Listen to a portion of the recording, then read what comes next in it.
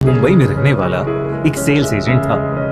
उसकी company real estate industry की एक बहुत बड़ी कंपनी थी। सोहम ने एक कंपनी कुछ ही महीने पहले ज्वाइन की थी, मगर उसकी लाइफ का गोल था ढेर सारे पैसे कमाना। इसलिए वो अपना काम बहुत मन लगाकर करता था। सोहम कुछ ही महीनों में ऑफिस का सबसे ज्यादा प्रॉपर्टीज बेचने वाला एम्प्लॉय बन गया था और उसका बॉस भी उसे ही ज्यादातर प्रोजेक्ट्स देने लगा था। सोहम ने ऑफिस में एक दोस्त भी बनाई थी, ऋतु। ऋतु भी सोहम की तरह एक सेल्स एग्जीक्यूटिव थी। वो दोनों साथ में काफी वक्त बिताने लगे थे और एक दूसरे से प्यार करने लगे थे। एक दिन सोहम के बॉस ने उसे एक बहुत बड़ा प्रोजेक्ट दिया और उसे जल्द से जल्द वो प्रॉपर्टी बेचने को कहा। सोहम तुरंत ही उस प्रॉपर्टी के लिए बायर्स ढूंढने लगा।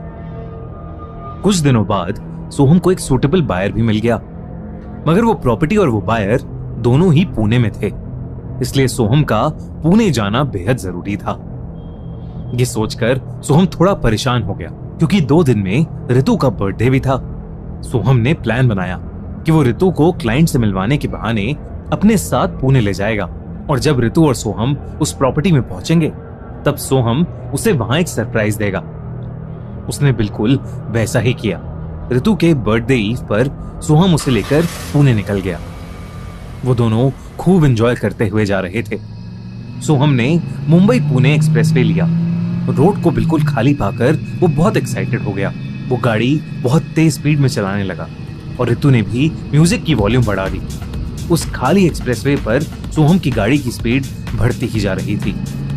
उसने देखा कि आगे एक टनल आने वाला है, तो उसने स्पीड और बढ़ा दी और मजे मजे में गाड़ी की हेडलाइट डिम कर दी।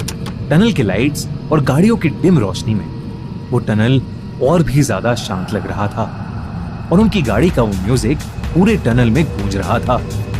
एक्साइटमेंट में सोहम ने गाड़ी और ज्यादा तेज कर दी, पर तभी उसे दिखा कि गाड़ी के सामने एक केसरी रंग की पुरानी साड़ी पहने एक औरत खड़ी है। तेज स्पीड में होने की वजह से सोहम उस गाड़ी को रोक नहीं पाया और वो गाड़ी उस औरत पर चढ़ गई। सोहम ने अचानक से ब्रेक लगाई और शॉक में 2 मिनट गाड़ी में ही बैठा रहा। उसके बाद वो और ऋतु तुरंत गाड़ी से बाहर आए और उस औरत की बॉडी को ढूंढने लगे, मगर सड़क पर कुछ भी नहीं था, बल्कि पूरे टनल में भी उन्हें कोई नहीं दिख रहा था। बस एक बहुत ही अजीब सी शांति थी। सोहम काफी परेशान हो गया, मगर ऋतु ने उसे शांत किया और कहा कि हो सकता है कि अंधेरे में उसे कुछ वहम हो गया होगा। वो दोनों ये बात कर ही रहे थे कि सोहम ने देखा 12 बज चुके थे। ऋतु का बर्थडे शुरू हो गया था। सोहम ने अपनी सारी चिंताएं साइड रखी और ऋतु को खुशी से हग करने लगा। उसने गाड़ी की डिग्गी खोली और उसमें ऋतु के लिए केक था। ऋतु उस केक को देखकर बहुत खुश हो गई। वो केक काटने ही वाली थी कि अचानक वो एक स्टैचू सी वहीं जम गई। सोहम ने ऋतु को पुकारा, उसे हिलाया, लेकिन ऋतु कुछ रिएक्ट ही नहीं कर रही थी। सोहम को कुछ समझ नहीं आया कि आखिर हुआ क्या, लेकिन जब उसने गाड़ी के साइड मिरर में देखा तो उसकी रूह कांप गई। उसे ऋतु के पीछे केसरी रंग की साड़ी पहने वही औरत खड़ी दिख रही थी जिस पर कुछ देर पहले सोहम ने गाड़ी चला दी थी। वो औरत खून से लथपथ थी और उसका पूरा चेहरा एक्सीडेंट की वजह से बिगड़ चुका था। उसके कंचे जैसी आंखों से वो ऋतु को घूरे जा रही थी। सबसे डरा देने वाली बात तो ये थी कि वो औरत असल में दिख ही नहीं रही थी, सिर्फ गाड़ी के साइड मिरर के शीशे में दिख रही थी। अचानक ऋतु का पूरा शरीर कपकपाने लगा। उसका चेहरा नीला पड़ गया और नाक, मुंह और आंखों से खून आने लगा। बिल्कुल ऐसा लग रहा था जैसे ऋतु पर किसी ने कब्जा कर लिया हो। वो सोहम की तरफ मुड़ी और बहुत ही डरावने तरीके से हंसने लगी। सोहम उसे देखकर बेहद घबरा गया और भागकर गाड़ी में बैठ गया। उसने गाड़ी स्टार्ट की और वहां से तुरंत निकल गया। उसे कुछ भी समझ नहीं आ रहा था कि आखिर उसके साथ अभी हुआ क्या है। वो डर के मारे गाड़ी चलाते हुए रोने लगा। उसने अपना फोन निकाला और तुरंत पुलिस को कॉल लगाया, इससे पहले कि वो किसी से कुछ कह पाता। उसने देखा कि वो गाड़ी चलाता हुआ वहीं पहुंच गया था जहां उसने ऋतु को छोड़ा था। ऋतु वहीं बैठी रो रही थी। ये देखकर सोहम को लगा कि शायद ऋतु अब ठीक हो गई थी। वो तुरंत गाड़ी से निकला और ऋतु को पुकारने लगा। ऋतु ने सोहम को देखा और तुरंत दौड़कर उसके गले लग गई। सोहम ने उससे पूछा कि आखिर उसे हुआ क्या था, मगर वो कुछ नहीं बोली। पहले उसने रोना बंद किया और फिर वो सोहम को देखकर मुस्कुराने लगी। देखते ही देखते उसकी मुस्कुराहट वैसे ही डरावनी हो गई जैसे पहले थी, और उसका चेहरा बदलकर उसी औरत के जैसा हो गया जिसे सोहम ने मिरर में देखा था।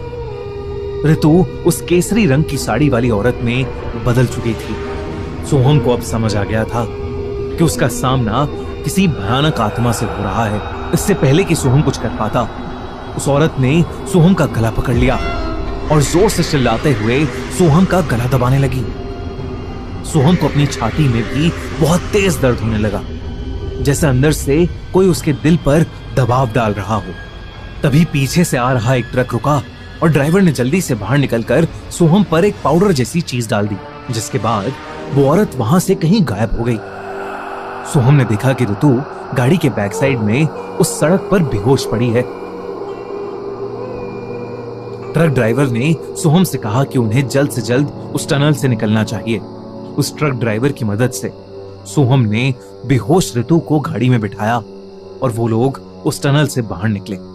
उस ट्रक ड्राइवर ने तब सोहम को बताया कि उस टनल में, यानी भटन टनल में, एक पुरानी हिंदी फिल्म एक्ट्रेस की आत्मा भटकती है, जिसकी कई साल पहले उसी टनल में एक ट्रक एक्सीडेंट में बड़ी बेरहमी से मौत हुई थी।